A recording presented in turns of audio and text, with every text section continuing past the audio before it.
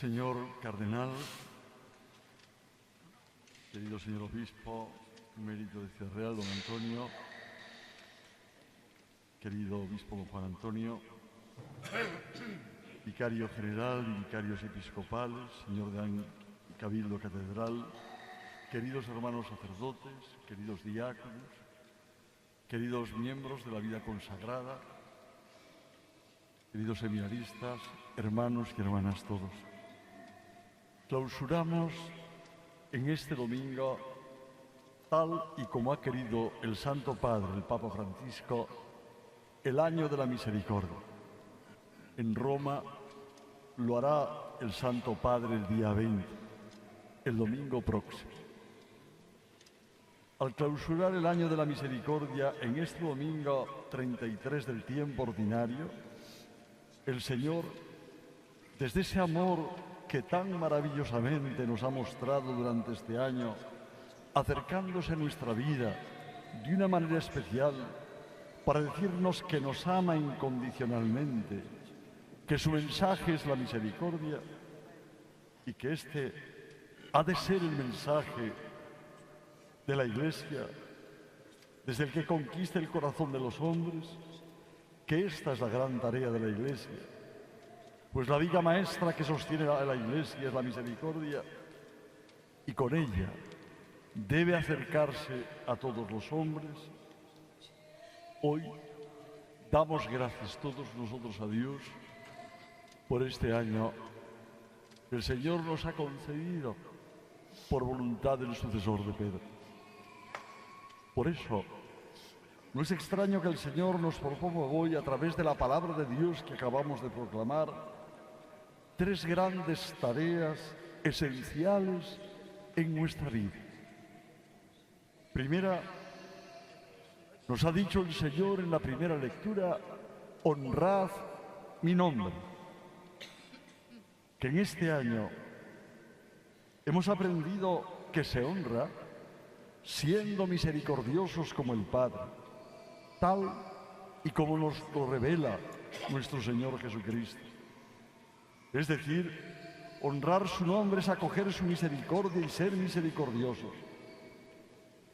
Queridos hermanos y hermanas, tened la fuerza de dejaros iluminar, nos diría el Señor, con mi gracia y resplandor. Mi gracia es sol de justicia, pues esto es lo que da salud a los hombres. Hermanos, os digo con toda verdad que para mí es el mensaje más contundente del Señor. Hay un paso que hemos de dar y que en este año santo tanta gente ha dado: reconocernos necesitados de misericordia, de perdón. Y es que cuando nos reconocemos que somos pecadores, sabemos y experimentamos que Jesús vino a por nosotros, vino a salvar y no a condenar. Mirad aquella parábola del fariseo y el publicano. Y como el fariseo, delante de Dios nos creemos justos, nunca conoceremos el corazón del Señor y no tendremos alegría de sentir su misericordia. ¿Qué fuerza tienen las palabras del publicano, que no se atrevía a levantar la vista y reconocía que era un pobre pecador? Qué difícil es para quien está acostumbrado, como el fariseo, a decir: no soy como ese. Qué difícil es dejarse abrazar y perdonar por el Señor. Y es que quien está acostumbrado a juzgar a los demás desde arriba, sintiéndose cómodo y considerándose bueno, justo y leal, no sabe honrar el nombre de Dios, que es misericordia. En este año de gracia, el Señor, hermanos, nos ha enseñado con su pedagogía a volver a Él, a dejarnos que el beso de la paz, el suyo, el del Señor, lo recibamos, nos abrace y nos diga a Él: ni siquiera yo te condeno, vete y de ahora en adelante no peques más. La segunda tarea que nos da el Señor hoy a través de su palabra es esta. Entregaos al trabajo que salva. Nos decía hace un instante el apóstol San Pablo. El apóstol nos invita a trabajar para ganarnos el pan y no ser carga para nadie. El apóstol observa que algunos viven sin trabajar, ocupados en no hacer nada. Entregarnos, queridos hermanos, a dar a conocer el carnet de identidad de Dios. Ese es el trabajo que salva. Y ese carnet de identidad de Dios es la misericordia. Qué buenas son las palabras del apóstol Pablo. Si somos infieles, Él permanece fiel, pues no puede renegar de sí mismo. Hermanos, tú y yo podemos renegar de Dios. Tú y yo podemos pecar contra Él, pero Dios no puede renegar de sí mismo. Él permanece fiel. Misericordia y humildad van unidas. Por ello, la gran tarea que hemos de hacer para experimentar y hacer experimentar la salvación es dejarnos amar por el Señor como lo hace Él, sin condiciones, acogiendo su misericordia y regalando ese amor que gratuitamente se nos ha dado. Hermanos, cambiemos la vida, cambiemos la historia, hagamos la revolución que cambia la vida y las relaciones entre los hombres, que no elimina, que no descarta, que no retira a nadie, que todos son integrados en mi vida y en mi corazón. Pueden decir, venirnos bien, escuchar el modo y la manera en que San Juan 23 lo hizo. Nos decía así: la esposa de Cristo prefiere usar la medicina de la misericordia en lugar de empuñar las armas del rigor. El beato Pablo VI decía que el fundamento de su vida espiritual estaba en la síntesis propuesta por San Agustín: miseria y misericordia. Decía así el beato Pablo VI: miseria mía, misericordia de Dios, que yo pueda al menos honrar a quien tú eres, el Dios de infinita bondad, invocando, aceptando, celebrando tu dulcísima misericordia. Y San Juan Pablo II afirma en la encíclica Divis in Misericordia que la Iglesia vive una vida auténtica cuando profesa y proclama la misericordia, el más maravilloso atributo del Creador y Redentor, y cuando acerca a los hombres a las fuentes de la misericordia. Y también el Papa emérito Benedicto XVI nos habló de esto en su magisterio cuando nos decía: la misericordia es en realidad el núcleo central del mensaje evangélico. Es el propio nombre de Dios, el rostro con que se reveló en la antigua alianza y plenamente en Jesucristo, encarnación del amor creador y redentor. Queridos hermanos, ¿cómo no nos va a recordar el Papa Francisco, después de sus anteriores papas, que todos hemos conocido, casi todos? ¿Cómo no nos va a recordar que nunca perdonamos demasiado? Que miremos y contemplemos al Señor, que acojamos el regalo de la confesión todos, y quienes somos sacerdotes vivamos este ministerio con pasión, que cuando alguien se acerque con las puertas cerradas, seamos capaces de buscar una fisura, una rendija, una grieta, para abrir esa puerta y poder dar el perdón, regalar el amor de Dios, la misericordia. Entreguémonos a este trabajo que salva. Y en tercer lugar, dad y mostrad a los hombres la belleza verdadera, la belleza con mayúscula, que es Jesucristo. Nos lo ha dicho el Evangelio que hemos proclamado. Lo acabamos de escuchar. frente a aquellos que ponderaban la belleza del templo por la calidad de la piedra y los exvotos, oigamos lo que Jesús nos dice: no quedará piedra sobre piedra. Y es que el derribo material del templo es la expresión de que un mundo injusto, corrupto, de pecado, tiene que acabarse.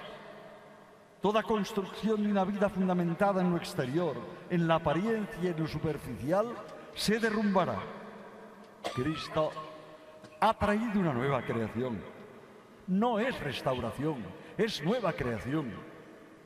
Y esa nueva creación tiene un nombre: misericordia. Qué expresiones las del Señor en el Evangelio que acabamos de proclamar. Cuidado, que nadie os engañe, porque muchos vendrán usurpando mi nombre, soy yo. No equivoquemos el camino. No aceptemos, hermanos, ofertas engañosas que no aportan liberación. Con vuestra perseverancia, nos dice el Señor, salvaréis vuestras almas. Es decir, el amor vence siempre. La misericordia vence. La misericordia cura, sana. Perseverar es volver al Evangelio, es no repetir palabras vacías, es volver a quien es fuente de vida y alegría, es volver a la misericordia que es Cristo mismo. El amor de Dios revelado en Cristo es tan curativo, queridos hermanos y hermanas. ¿Qué fuerza tiene en la existencia humana sentirse sorprendido y asombrado por la misericordia de Dios? La misericordia existe si cada uno de nosotros queremos recibirla, hermanos. Tengamos la audacia, tengamos la valentía de volver a las fuentes de la misericordia y de la gracia, que es Cristo mismo. Pecadores sí, corruptos no. La corrupción es el pecado no reconocido y elevado a sistema, que se convierte en costumbre y en una manera de vivir, que no conoce la humildad. La corrupción no es un acto, es una condición. Sin embargo, el pecador sabe que no hay situaciones de las que no podamos salir, que Jesús siempre está dispuesto a darnos la mano para salir. Y es que la misericordia será siempre más grande que el pecado. De ahí la fuerza que para nosotros y para este momento de la historia de los hombres tiene precisamente la misericordia, hermanos. Hemos vivido un año de gracia. Quizá la gran pregunta que en esta clausura el Señor nos hace a todos sea esta: ¿estamos dispuestos, estáis dispuestos a hacer de la misericordia, que es la viga maestra que sostiene la Iglesia, la acción pastoral, toda vuestra vida? Es decir, que esté fraguada de misericordia y de ternura en el anuncio y el testimonio en medio del mundo. Digamos un sí claro a la justicia.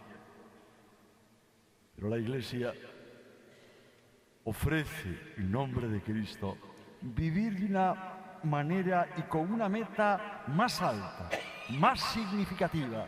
Quiere ir más lejos de la justicia. Descubramos que la primera verdad de la Iglesia es el amor de Cristo, de ese amor que llega hasta el perdón y el don de sí. La Iglesia se hace sierva y mediadora ante los hombres allí donde se haga presente. Ha de ser evidente que la Iglesia ofrezca la misericordia del Padre a todas las tareas, a todas las relaciones, a todos los planteamientos, a todas las acciones que lleve a cabo la Iglesia. Todo lo que vive, todo lo que hace, todo lo que dice, tiene que estar alcanzado por la misericordia. este año de gracia así nos lo está pidiendo. Hemos aprendido en este año que donde quiera que esté un cristiano, en las parroquias, en las comunidades, en la iglesia doméstica que es la familia cristiana, en las asociaciones y movimientos, donde estén los cristianos, los hombres tienen que encontrar siempre en estos lugares un oasis de misericordia. Y quienes se acerquen vean realizadas en la vida diaria estas realidades existenciales de las que Jesús nos habló y nos propuso vivir. No juzgar, no condenar, perdonar siempre, dar la generosidad máxima hasta la propia vida.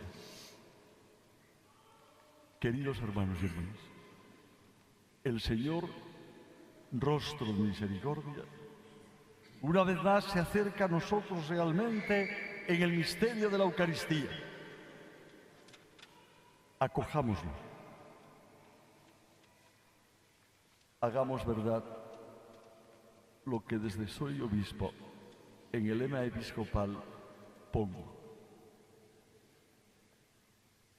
Vivamos de Él, por Él,